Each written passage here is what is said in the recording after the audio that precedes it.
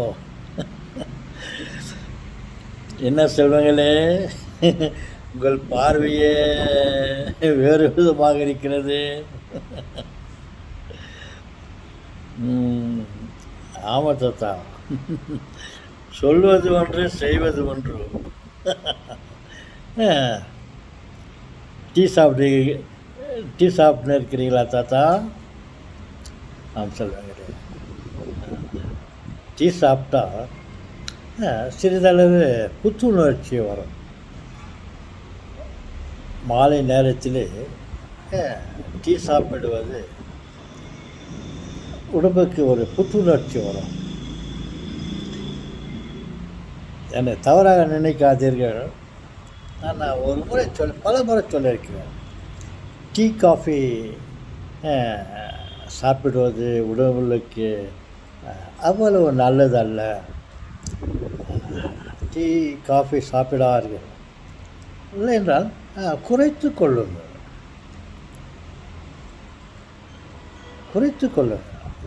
தொடர்ந்து tea coffee சாப்பிடும் பழக்கத்தை குறைத்து கொள்ளுங்கள்.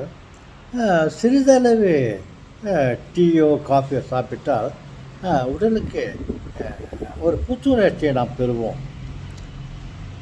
அது உண்மையிலேயே நம்ம புத்துணர்ச்சி பெறுகிறோமா அல்லது நமது எண்ணங்கள் அப்படி இருக்குதா என்பது டாக்டர்களுக்கு தான் தெரியும்.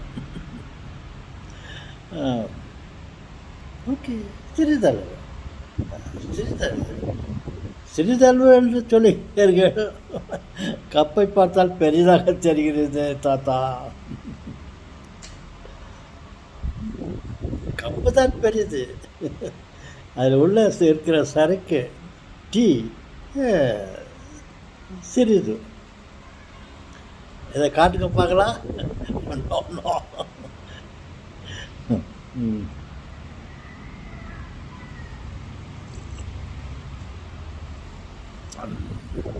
தாத்தா, நீங்கள் டீ சாப்பிட்றத பார்த்தா எங்களுக்கு கூட டீ சாப்பிடலாமா என்று தோன்றுகிறது தாத்தா. இது டீ சாப்பிடும் நேரமா? ஆம்.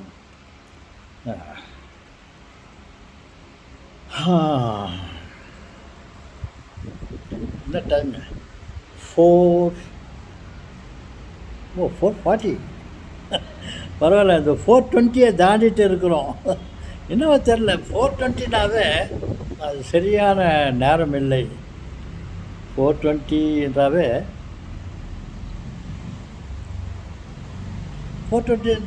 அது நல்ல நேரம் இல்லை என்று சொல்வார்கள். இல்லை, ஒரு மனிதர்களை பார்த்து கூட 4:20 என்று குறிப்பிடுகிறார்கள். சில தீய மனிதர்களை பார்த்தாவே 4:20. அது உண்மையோ பொய்யோ தெரியவில்லை. ஆனால் நான் அந்த 4:20 கடந்து வந்து விட்டு இருக்கிறேன். Okay, now 4:40. Now I can talk, I can drink, I can do any work. 4:40 is very good time. The exact tea time சொல்லலாம். ஏன்னாக்கா இந்த நேரம் கழிய நமக்கு சோர்வு ஏற்பட்டு வருகிறது. நேரத்துக்கு கொஞ்சம் ரீசார்ஜ் பண்ணுற மாதிரி கொஞ்சம் டீ சாப்பிட்டுக்கனாக்கா அட்லீஸ்ட் உங்கள்கிட்ட ஏதாவது பற்றி பேசும்போது நல்ல உணர்வோடு விழிப்போடு பேசலாம் என்று நினைக்கிறேன்.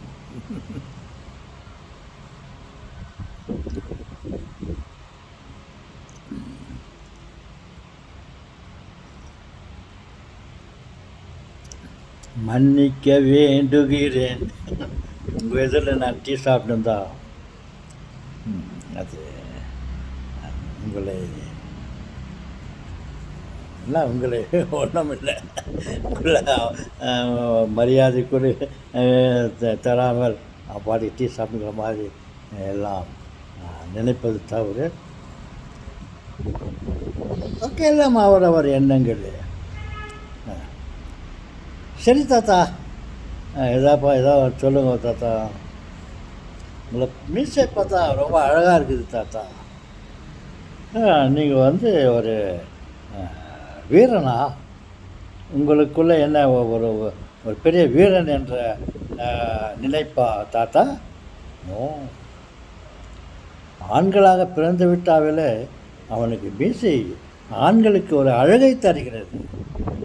நான் அழகாக இருக்க வேண்டும் உங்கள் எதிரிலே என்னும் ஒரே காரணத்தினால் என்னுடைய மீசை வயதின் காரணமாக வெளுத்து விட்டாலும் அதை நான் கரு அது அது வண்ணத்தை தடவிக்கொண்டு என்னுடைய வீரத்தை என்னுடைய அழகை புதுப்பித்துக் கொள்கிறேன். அவ்வளவுதான். நீங்கள் கேட்பதைப் போல நான் வீரம் மீசை வைத்தவர்களெல்லாம் வீரர்கள் அல்ல. ஏஸ், மீசை இல்லாதவர்களெல்லாம் கோழைகள் என்று சொல்ல முடியாது. ஆனால் எனக்கு கூட இந்த மீசை முழுமையாக மீசையை வழித்து விட்டு இருப்பவர்களை பார்த்தாவே எனக்கு ரொம்ப கோபக்காரமாக தெரிஞ்சுரா, இவரே நம்ம கொஞ்சம் உஷாராக இருக்கணும் அப்படின்னு தோணுது. அதே சமயத்தில் வீரபாண்டிய கட்டபொம்மன் என்று சொல்வார்கள், ராஜராஜ சோழன் என்று சொல்வார்கள். அவர்களையெல்லாம் பார்த்தால் பெரிய அளவில் மீசை வைத்து கொண்டிருக்கிறார்கள். அவர்கள் உண்மையிலேயே வீரர்கள். மற்றவர்களெல்லாம் அது பாட்டுக்கு முளைத்து கொண்டு வருகிறது. அதை பார்த்து அவர்களெல்லாம் வீரர்கள் என்று சொல்வது நினைத்து கொள்வதும் தவறு. எஸ், மீசை முடி அதெல்லாம் கடவுள் படைப்பு. ஆண்களாக பிறந்தால் அவர்களுக்கு மீசை தானாகவே முளைத்து கொண்டு வருகிறது. நாம் தான் இதை வெளுத்து கொண்டு வருகிறது, அதை வழித்து விடலாம் என்று அதை வழித்து விடுகிறோம். இந்த வழித்து விட்டதனால் முகம் பார்ப்பதற்கு ஒரு விதமாக கோபக்காரர்களை போல் காட்சி அளிக்கிறது. அதனால் அவர்களெல்லாம் பார்த்தால் நல்லவர்களெல்லாம் கோபக்காரர்கள் என்று நாம் நினைத்து கொள்ளக்கூடாது. ஏன் செல்வங்களே, இதை ஒன்றை நினைத்து கொள்ளுங்கள். மீசை இல்லாதவர்களை பார்த்தால் ஒரு மாதிரி முரட்டுத்தனமாக தெரியும், கோபக்காரர்களாக தெரியும். அதுக்காக அவர்களை நல்லவர்களாக இருக்கலாம். அவர்களை கோபக்காரர்கள் மாதிரி அவர்களை பார்த்து நாம் பயந்து கொண்டு இருக்கக்கூடாது. பயந்தவன் வாழ்ந்ததில்லை, நான் சொல்லவில்லை. 4 பேர் சொல்லுவாங்க. 4 பேர் என்றால் என்ன? 4 தெரிந்தவர்கள். அதே சமயத்தில் மீசை உள்ளவர்களெல்லாம் வீரர்கள் என்று நாம் நினைத்து கொள்ளக்கூடாது. அவன் ஒருவேளை என்ன மாதிரி பயந்த சுபாவம் இருப்பவர்களாக இருக்கலாம். பேசிக்கு சொல்லுகிறேன், நான் பயந்த சுபாவம் இல்லை. பயந்து இருந்தால் இவ்வளவு நாட்கள் வாழ்ந்து கொண்டு இருக்க மாட்டேன். ஏன் உங்களிடம் நான் பேசிக்கொண்டு இருக்க மாட்டேன். துணிவே துணை. அந்த துணை அந்த அந்த துணிவு இருக்கிறது. அதனால்தான் நான் மீசை வைத்தவர்களெல்லாம் பார்த்து பயந்து கொண்டிருந்தேன். என்னை பார்த்தால் ஒருவேளை சிலருக்கு பயம் ஏற்படலாம். ஒரு மாதிரிக்கிறான், தாத்தா இவங்கிட்ட போய் பேசலாமா வேண்டாமா, வரான், நம்மக்கிட்ட அதிகமாக பேசுறதில்லை, அவர் பாட்டுக்கு அவர் போகிறார் வராரு, நம்மளை மதிக்கத்தில் அப்படின்னு கூட நினைப்பார்கள். தோற்றம் அப்படி. அந்த தோற்றத்தை கண்டு நம்ம பயப்படக்கூடாது. யாரோ ஒருவர் கொஞ்சம் விசித்திரமாக சூட்டும் கோட்டும் தொப்பியும் கையில் வாக்கிங் ஸ்டிக்கும் போட்டுக்கொண்டு இருக்கிறார்கள். அவர்களுக்கு தேவைப்படுகிறது. குளிருக்கு சூட்டும் கோட்டும் போட்டுக்கொண்டு இருக்கிறார்கள். வெயிலுக்கு கிளைமேட்டுக்காக தொப்பி போட்டுக்கொண்டு இருக்கிறார்கள். அதற்காக அவர் அணிந்து கொள்கிறார். அதை பார்த்து நாம் என்னடா இவர் பெரிய மனுஷன் மாதிரிக்கிறாரு, நம்ம அவர்கிட்ட போய் பேசினாக்கா நம்மக்கிட்ட பேச மாட்டாரா, பேசாமல் போயிட்டா நமக்கு அவமானமாக இருக்குமே, பயந்து இருக்கக்கூடாது, பழக வேண்டும். ஒவ்வொருவரிடமும் நாம் பழகி பார்க்க வேண்டும். அப்பொழுது அவருடைய சுபாவம் தெரிந்து கொள்ள விடும். அப்படித்தான் ஒரு முறை என்னுடைய மகளுக்கு என்னுடைய திருமணத்திற்கு நான் ஒரு அழைப்பிதழை கொண்டு போயிட்டு, எப்போதும் அவர் என்னை எதிரில் வருவார், நான் அம்மா போயிட்டு வந்து நிற்பேன். சரி, தினமும் அவரை பார்க்குறோமே, பேசாத கட்டுக்கிட்டோம், நம்ம தினமும் பார்க்குறோமே, வாக்கிங்கு ஃப்ரெண்டு இல்லை, வாக்கிங்கு என்னோட நண்பர்னு சொல்லலாம். ஓகே, அவருக்கு போயிட்டு அந்த இன்விடேஷனை திருமண அழைப்பிதழை போய் நான் கொடுத்தேன். அவர் என்னை பார்த்த மிரண்டு போய்விட்டார். அவர் அதை பெற்றுக்கொண்டு கொஞ்சம் நேரம் பேசின பிறகு அவர் சொன்னார், சார் நீங்கள் இப்படி இருப்பீங்கன்னு நான் நினைக்கல, நீங்கள் ரொம்ப ரிசர்வ் பார்ட்டி டைப்பு, நம்மக்கிட்டலாம் பேசுறதில்ல, ஏன் அதிகமாக சொன்னால் உங்களுக்கு அகங்காரம் அதிகமாக இருக்கிறது, நம்மிடம் இவர் பேசுறதில்ல அப்படியெல்லாம் நான் நினைத்தேன்.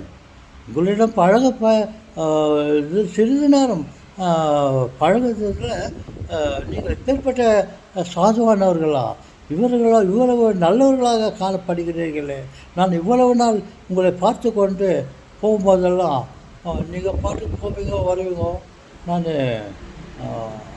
இவருக்கு ரொம்ப அகங்காரம், முதலாக பேச மாட்டேங்காரு, அப்படியெல்லாம் தவறாக நினைத்து கொண்டு, ஆனால் இப்பொழுது பார்த்தால் உங்களிடம் எப்போதும் நான் பழகலாமே, பேசலாமே அப்படின்ற ஒரு ஆசை ஏற்படுகிறது, அப்படி என்று சொன்னார்.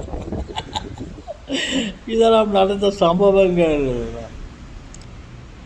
உண்மையை கூறுகிறேன், நான் பேசும்போது உங்களுக்கு தெரியும், தாத்தா சொல்கிறதெல்லாம் உண்மையை தான் பேசுகிறா அப்படின்ற ஒரு நிலையில் ஓகே, இவ்வளவு தான் விஷயம். மீசை வைத்தவர்களெல்லாம் வீரர்கள் அல்ல, இல்லை மீசை இல்லாதவர்களெல்லாம் கோழைகளும் அல்ல. பழக தெரிந்து கொள்ள வேண்டும். நாம் பழகினால் ஒருவரோடு ஒருவர் பழகினால் அவருடைய சுபாவங்களை நாம் தெரிந்து கொள்வோம். அவர்கள் மேல் தப்பெண்ணங்களை நாம் நினைக்க எண்ண மாட்டோம். அதே சமயத்தில் ஒருவரை பார்த்தால் அவர் மிகவும் சாதுவான மாதிரி ஒரு அடக்கமாக இருக்கிற மாதிரி தெரியும். ஆனால் அவருடைய உள்ளத்தில் பொறாமை, மற்றவர்களை தாக்க வேண்டும், அவர்களிடம் இருவதை நாம் பெற வேண்டும் என்று பதுங்கி இருப்பார்கள். பூனைகளை போல எலியை பிடிப்பதற்கு பூனை எப்படி பதுங்கி போய்கிறதோ, அப்போ பார்த்தா அந்த எலியை விட பூனை தான் பயங்காலி ஆகுது, அப்படி பதுங்கி போதே நினச்சா அதை பிடிப்பதற்காக இது நடிக்கிறது. அதே போல தான் காடுகளில் சிங்கங்களும் புலிகளும் ஓநாய்களும் பதுங்கி இருக்கும். ஆடுகளை பார்த்தால் இது பதுங்கும், ஆடுகளை பார்த்தால் இந்த புலி பதுங்கும். அப்போது நாம் நினைத்து கொள்ளக்கூடாது, என்னடா இது பயங்காலி ஆகுது. அந்த ஆட்டையும் மற்ற அனிமல்களையும் மிருகங்களை பார்த்தால் இந்த பேருக்கு தான் புலி சிங்கம், ஆனால் அவைகளை பார்த்து இவைகள் பதுங்குகின்றனவே என்று நினைத்து கொண்டு யதார்த்தமாக நாம் அவைகளிடம் சென்றால் நம்மையும் தாக்கிவிடும். ஆனால் ஸ்டடி பண்ண வேண்டும், பழகி பார்க்க வேண்டும்.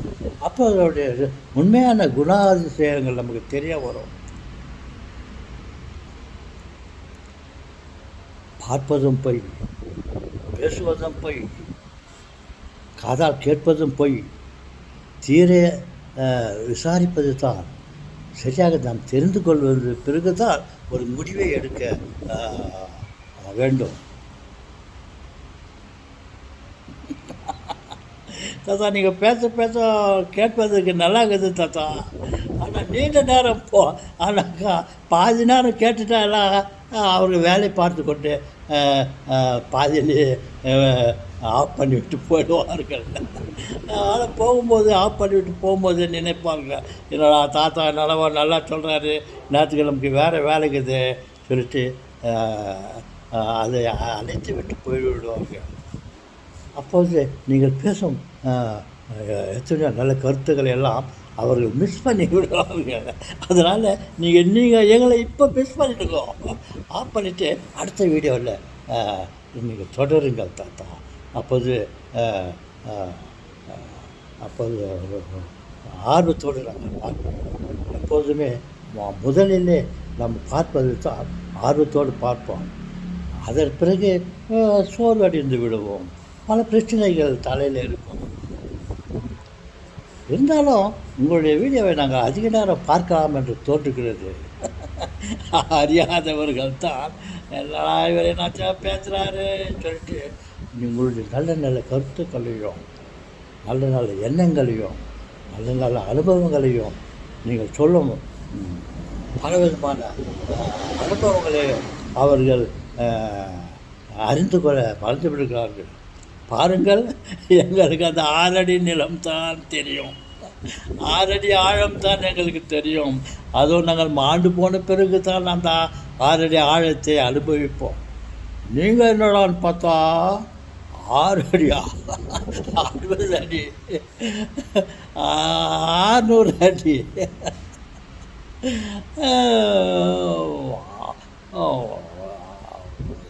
உள்ள சொன்னாங்க 10,000 அடி ஆழத்தை நீங்கள் பார்த்துட்டுக்கிறீங்க. நாங்கள் இன்னும் 6 அடி ஆழத்தை பார்க்கல. நீங்கள் 10,000 அடி ஆழத்துக்குள்ளே சென்று உள்ளே என்ன இருக்கிறது, தங்கம் இருக்குது என்று சொல்கிறார்களே, எப்படிலாம் இருக்கிறது தங்கம், என்ன நிறத்தில் இருக்கிறது, எந்த நிலையில் இருக்கிறது என்று நீங்கள் தங்க சுரங்கத்துக்குள்ளேயே போய் 10,000 அடி ஆழம். அடோ அப்பா, மேலே ஏரோப்ளேனில் போனால் கூட ஒரு சில அடி உயிரிழந்தான் தான் பார்த்தா.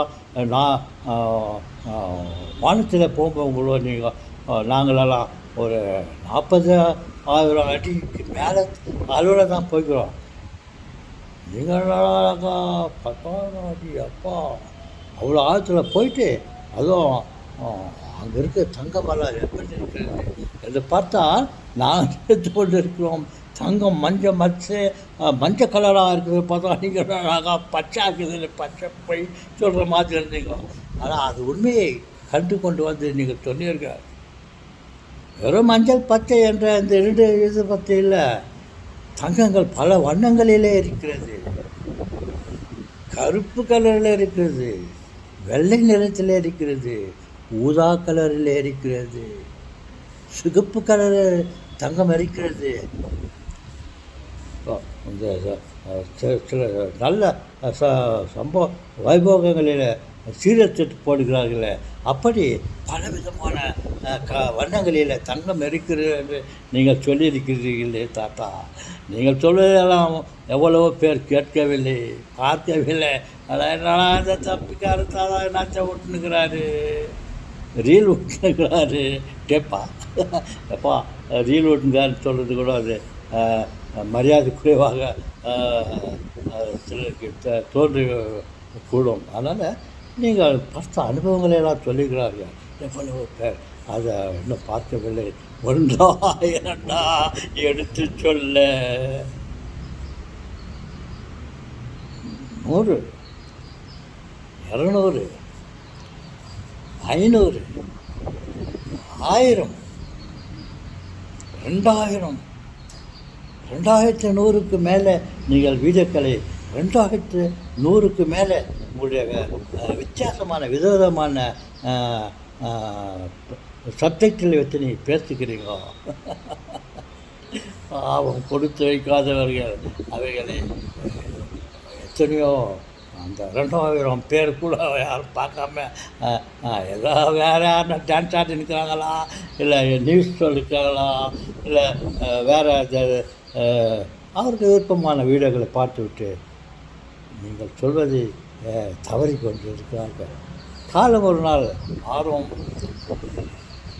அப்போது என்னுடைய வீடியோக்களை பார்த்து என்னுடைய கருத்துக்களை, என்னுடைய அனுபவத்தை அதிகபட்சமாக சொல்ல போனால் சூரியன் கூட குளிர்ச்சியாக இருக்கிறது, அப்படி என்று நெருப்பாக இருக்கும் சூரியனை போய் குளிர்ச்சியாக இருக்குதுன்னு சில உதாரணங்களை வைத்து நீங்கள் பேசுகிறீர்கள். அது உண்மையோ பொய்யோ தெரியல. ஆனால் சில உதாரணங்களை சொல்லி நீங்கள் ஒருவேளை சூரியன் நெருப்பாக இருந்து அணைந்து சில்லு ஆகிட்டு ஐஸ் கட்டியாக கூட இருக்குதுன்னெல்லாம் சொல்லிக்கிறீங்களோ. உங்களை மாதிரி பைத்தியக்காரன் யார் என்னன்னு கூட எல்லாம் சொல்லுவாங்க. ஒருவேளை அது உண்மையாக இருக்கலாம். மாலை நேரத்தில் பாருங்கள் சூரியனை, நாம் மாலை நேரத்தில் பாருங்கள். அப்படி பகல் நேரத்தில் நெருப்பாக எரிகிறது என்று சொல்லி கொண்டிருந்தோமே, அதே சூரியனை மாலை நேரத்தில் அது நமக்கு எதிராக நெருக்கமாக வரும்பொழுது, ஒரு பொருள் நெருக்கமாக இருக்கிறது என்றால் அது எப்படி தெரியும்? நெருக்கமாக இருந்தால் அளவில் பெரிதாக தெரியும். அந்த பெரிதாக இருக்கும்போது அந்த சூரியன் நெருப்பாக இருந்த சூரியன் எந்த அளவுக்கு நெருப்பாக உணர முடியும், காண முடியும். ஆனால் அப்படி நமக்கு நெருக்கமாக வரும்போது அது பெரியதாக இருக்கிறதாக நாம் காண்கின்றோம். அது பெரியதாக இருக்கும்போது அது மிகவும் மிகுந்த அளவில் நெருப்பாக உஷ்ணமாக இருக்கும் என்று பார்த்தால் அது குளிர்ச்சியாக இருக்கிறது. போங்கள் கடற்கரை ஓரத்தில் பாருங்கள், அந்த சூரியன் அஸ்தமிக்கும் போது நமக்கு நெருக்கமாக இருக்கிறது. அப்போ என்ன ஃபீல் பண்ணிக்கிறோம்? அது குளிர்கிறது. சாயங்கால நேரம் வரும்போது அந்த சூரியனை பெரியத அளவில் காணும்போது அது வெள்ளையாக காண்பித்து கொண்டிருந்தது. அப்படியே நெருப்பாக இருந்த மாதிரி மஞ்சள் கலரில் இருந்து குளிர்ச்சியாக காணப்படுகிறது. இங்கிருந்து அவ்வளோ தூரத்தில் இருக்கும்போதே நாம் அது குளிர்ச்சியாக குளிர்ச்சியை காணுகிறோம். அது உண்மையிலேயே நாம் நெருக்கமாக போனால் ஒருவேளை அந்த சூரியன் ஐஸ்கண்டியாக கூட இருக்கலாம் என்று நான் பல வீடியோக்களில் சொல்லிக்கிறேன். அதை பார்த்த அனைவர்களும் எனக்கு சர்டிஃபிகேட் கொடுத்துருப்பார்கள். இவன் தாத்தா என்னாச்சும் உண்மையாக சொல்கிறாரு பார்த்தா சூரியன் வந்து ஐஸ்கண்டின்னு சொல்கிறாரு என்றெல்லாம் நினைத்து கொண்டு கூட ஒருவேளை என்னுடைய வீடியோக்களை பார்க்காமல் போய்விடுறார்கள். இவர் சொல்கிறதெல்லாம் இப்படிதெல்லாம் இருக்குது, சூரியனை போய் ஐஸ்கண்டின்னு சொல்கிறாரு என்று. இதே கற்பனை. சில ஆதாரங்களை வைத்து கொண்டு தான் சொன்னேன். அது எப்போது நமக்கு அருகாமையில் இருக்கிறதோ அப்பொழுது அது பெரியதாக தெரிகிறது. எப்போது அது பெரியதாக தெரிகிறதோ அப்போது அது உஷ்ணநிலை அதிகமாகத்தான் நம்மால் உணர வேண்டுமாக இருக்கிறது. ஆனால் குளிர்ச்சியை காணுகிறோம். இன்னும் அருகில் போக போக போக அது வேலை ஐஸ்கண்டியாக கூட இருக்கும் என்று அவர் ஆதாரத்தை வைத்துக்கொண்டு சூரியன் வந்து ஐஸ்கண்டி அது நெருப்பல்ல என்று நான் பல வீடியோக்களில் சொல்லிக்கிறேன். சும்மாவா சொன்னேன்? சில ஆதாரங்களை வைத்துக்கொண்டு தான் சொன்னேன். இதை வைத்துக்கொண்டு தாத்தா ஒரு பைத்தியக்காரன் 10 பேசுவான். 2100 வீடியோக்களா? அந்த 2100 வீடியோக்களையும் பைத்தியக்கார நிலையில் தான் இருக்கோம் என்று நினைப்பார்கள். ஒவ்வொன்றும் விசித்திரம், ஒவ்வொன்றும் புதுமை. அதுக்கு காலம்தான் பதில் சொல்லும். நாளைக்கு நெருப்பை போய் ஐஸ் கேண்டின்னு சொல்கிறாரு. பார்த்தா உண்மையிலே அது ஐஸ் கேண்டின்னு கூட அது பல ஆராய்ச்சிகளுக்கு பிறகு நிரூபிப்பார்கள். சுந்தரராஜ் நம்ம ஒரு கிழவன் அப்போவே சொன்னாலா, எத்தனையோ லட்சம் ஏறுங்களுக்கு வருஷத்துக்கு முன்னே சொன்னான். இப்போ பார்த்தாக்கா அது உண்மையிலேயே அது ஐஸ் கேண்டாக தானே ஆகுது அப்படின்னு நினைப்பார்கள். அதே போல் 2100 வீடியோக்களையும் அவர்கள் ரசிப்பார்கள். அதில் இருக்கும் உண்மையை உணர்வார்கள்.